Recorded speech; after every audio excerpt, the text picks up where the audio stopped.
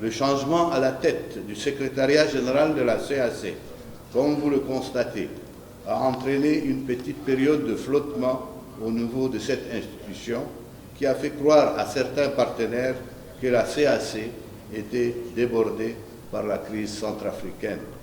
Heureusement, le président en exercice de la conférence des chefs d'État et de gouvernement de la CAC, ainsi que le président du comité de suivi des accords de Libreville, ont, au nom de leur père, recadré l'opinion et le processus en rappelant que le MICOPAX restait le socle de la future MISCA. La CEMAC vient de mettre à la disposition de la MICOPAX 2 un montant de 20 milliards de francs CFA. 5 milliards ont été également mis à la disposition des autorités de la transition pour relancer le fonctionnement de l'administration en RCA. Cet effort est une preuve supplémentaire, s'il en fallait une, que les chefs d'État de l'Afrique centrale sont conscients que le retour à la paix en Centrafrique est un grand défi. Dans cette perspective, ils se donnent les moyens de le relever, et ceci avec la collaboration de parties prenantes au conflit et avec l'appui de partenaires.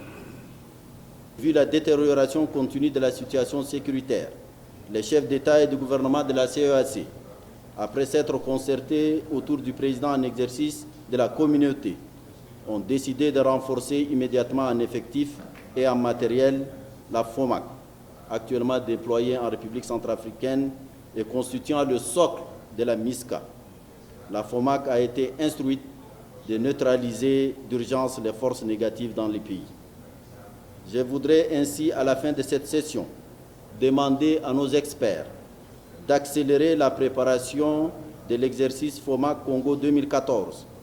Vous avez entendu le discours du ministre des Affaires étrangères du Tchad et puis du vice-président du Gabon. Donc le fonds fiduciaire sera créé incessamment pour pouvoir aider la Centrafrique.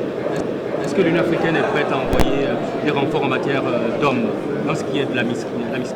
Oui, d'ailleurs, c'est pour ça que nous travaillons ensemble, en concertation avec la CEAC, pour que les forces africaines soient aussi déployées le plus rapidement possible.